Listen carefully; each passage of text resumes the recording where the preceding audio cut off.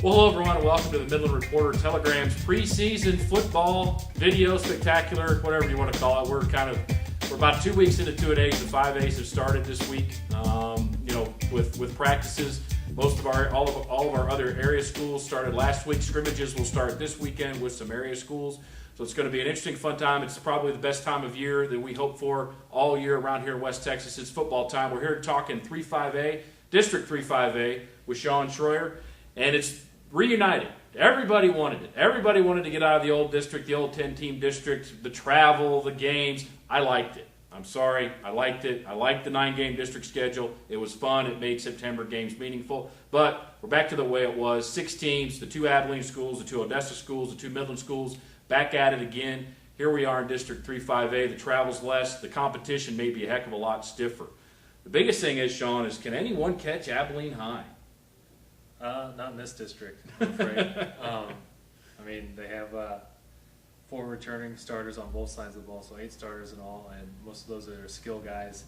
And the skill guys were pretty impressive last year, taking them all the way to a state championship. And so I think winning a district championship will be a pretty easy task for them to. Yeah, I know there's no coach in District 3-5A that is more happy to be back in this district than Steve Warren. I think you could probably hear his elation all across the state of Texas when realignment was announced in February. The question is now, Sean, Abilene High seems to be the odds-on favorite to win this thing. Got the best skill players in the district coming back. But who will finish second? You got a Permian team I'm not sure about. Odessa High lost their quarterback. Midland High's coming off a year where they should really have a chip on their shoulder. Lee, meanwhile, made the playoffs last year, lost a big piece of the puzzle in Jace Edwards and some depth on both the offensive and defensive line. And Cooper is coming off a solid season in District 4A. In Class 4A. So is this going to be a year where second could be up for grabs until the final week of the season? Absolutely. I think really the only spot that's solidified right now is Abilene High in first place, and after that, I wouldn't be surprised to see anybody finish second, anybody to finish third, anybody to finish fourth, and anybody else to miss out on the playoffs altogether.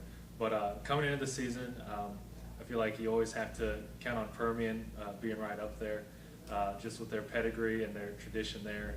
And I think it's interesting the last game of the season there, depending on how things shake up the first nine games of the season. Permian and Abilene High will play that last game of the season, so I think that'll be kind of interesting if that has district championship implications. But as for Permian, while coming in, I think they're the number 2 team. I think they have a few problems to be a little concerned about. Number 1, got a new starting quarterback in. Never know how that's going to work out. Went to their practice today, and they have only 1 returning starter on the offensive line, and I found out he's changing positions. He's going from center to right guard, and so even though he's returning, he's adjusting to a new role. And so right up there, your offensive line can make and break you. And even though they have DeAnthony Fay, if the offensive line doesn't come together, their offense may not be as potent as we think it will be. And then after that, I have Odessa High ranked 3rd, and I think they, with 7 returning starters on offense and 6 on defense, and one of those key starters being Bradley Marquez at running back, they could definitely make a push for that number 2 spot with the rival Permian. And don't forget last year that Odessa High beat Permian pretty easily, 26-7. So you can't count them out. The key thing for Odessa High is that Ron King has created a culture of winning over there. They feel like they can win. They feel they're building on what they've done in past years. And Coach King has done a phenomenal job of building a culture of winning over there to where any kid who starts in that program, who comes into that program in high school as a freshman knows, hey, man, we're going to win games. And I think that makes a difference. And then, 4th, 5th, 6th, so that's 1 spot. So which Midland team are you going to go with Cooper here?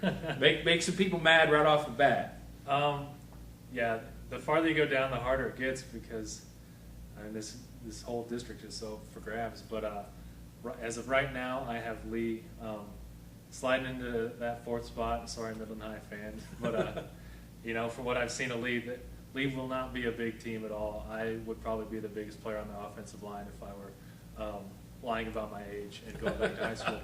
But, wait a minute. Shh. But and they only return 3 starters on offense. They do return 5 on defense, so that'll be key for them, because one of them is Omar Barnes, who might be moving to cornerback, which he's fully capable of doing. And another is Daniel Vargas, who was really strong last year at safety for him. And so the thing for them, even though they're not going to be a big team, they have quite a few skill guys back. And under Coach Morton, you know they're going to play hard. You know they're never going to quit. And, I mean, last year they proved that. I mean, there were times they would kind of look dead in the water, and they wound up pulling out a playoff spot. A lot of youth on both interior lines, right? I mean, there was a lot of talk in the spring when at the spring game that Coach Morton was saying he's got a lot of young kids on that defensive line. Are those kids going to kind of mix their way in there?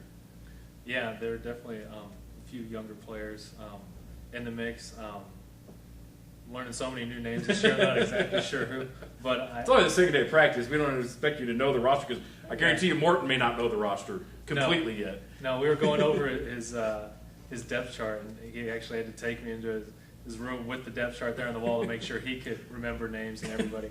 But there were definitely some new names I was noticing on there, and then some old names. I want to say it's Josh Marquez, right?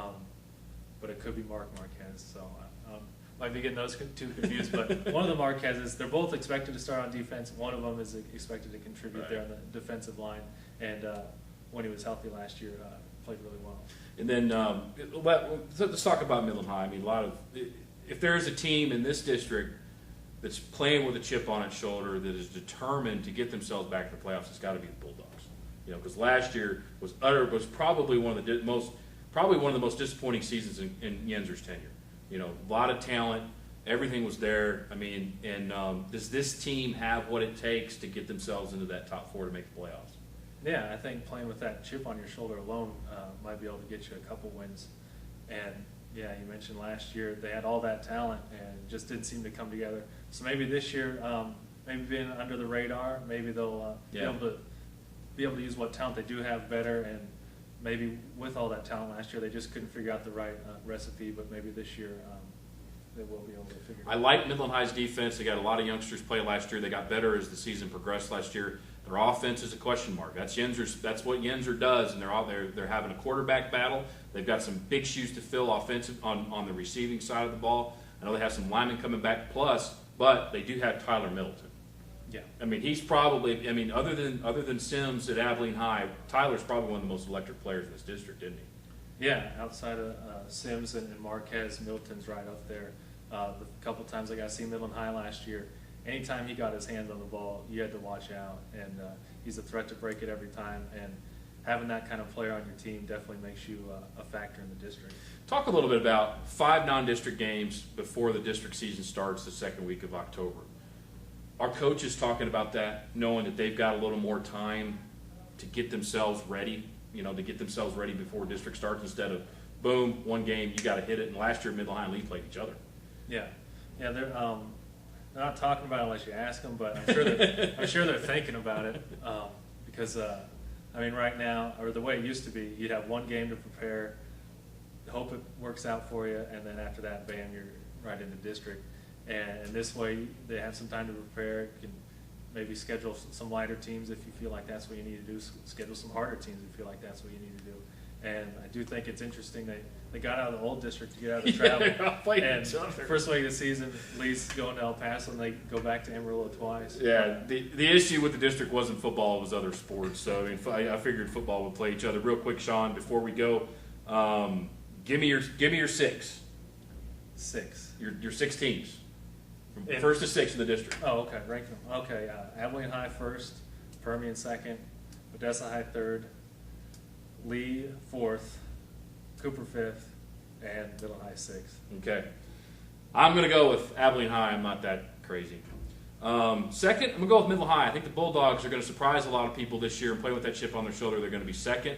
I believe Permian is going to be 3rd. I think Lee's going to finish 4th. I think Odessa High is going to finish 5th. And Cooper is very wary, and that's another team that's playing with a chip on their shoulder because people are not expecting them to do a whole lot in this district. I've seen them picked way below.